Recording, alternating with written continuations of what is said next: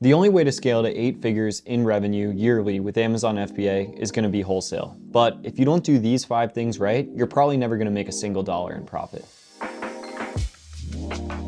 So Amazon FBA Wholesale seems like the perfect trifecta. You can reorder items, you can, establish relationships, you can order by the truckload or by the pallet, you can order in bulk, you can get huge discounts on product. But when you're just starting out, it might look like every catalog that you open, you can't make any money. And the thing is, if you don't learn how to get past that, you're never actually going to make a single dollar in profit with wholesale or Amazon FBA in general, should you go this route. So the thing about wholesale is it has the highest barrier to entry amongst any of the models where you're just reselling products. You have to create a tax ID, you have to establish relationships with your vendors, you have to open up these extensive applications before you could actually get a price list, and you might never even get to an order with most of the vendors that you actually start to work with. But the thing is about this model, you really have to jump through hoops to get to where you want to go. And if you do jump through these hoops, it's going to be a lot more profitable than the rest of the different models that you could be doing within Amazon FBA, and specifically with resale.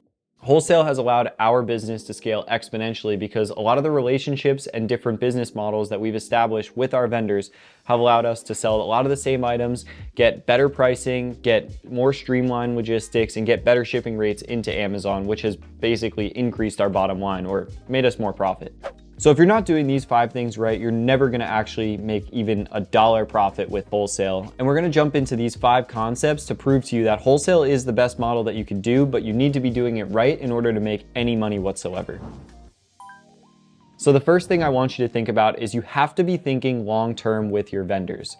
Remember a couple minutes ago, we were talking about how you're gonna be placing the same orders on repeat and working with these vendors for a long time. So if you can't make any real profit on the first order, but you could make thousands of dollars monthly in profit with the same vendor over the next 12 months, you need to get past that first order in order to get to the pot of gold, or in this case, the profit.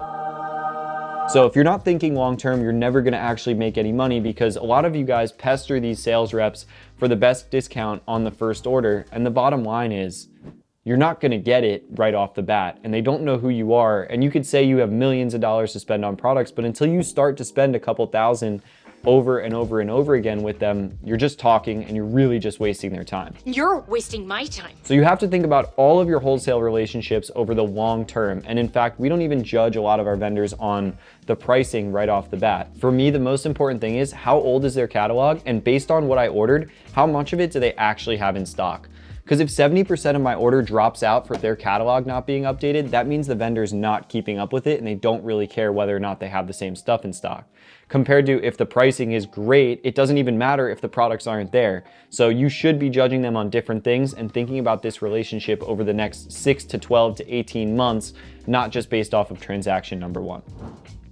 Now, the second most important thing you need to think about with wholesale is that volume is a must. Meaning the more units you pushed, the better profit margins you're gonna make. You might make 50 cents profit per unit, but you might sell 5,000 units per month of that item or of a couple of different items. So if you can make 50 cents and it's an easy bundle to work with, but you can make 5,000 sales units wise monthly, that's 2,500 bucks.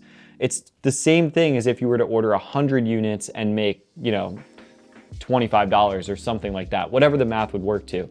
Volume is a huge game changer with wholesale because the more you ship at a time into Amazon, the cheaper those rates are gonna go. If you're shipping by the pallet, both from your distributor to you and also from you to Amazon, you're gonna be paying 10, 15 cents per pound to ship your items in, or even sometimes per unit, compared to paying 40 cents per pound into Amazon with SBD and OA sellers, what they're pushing.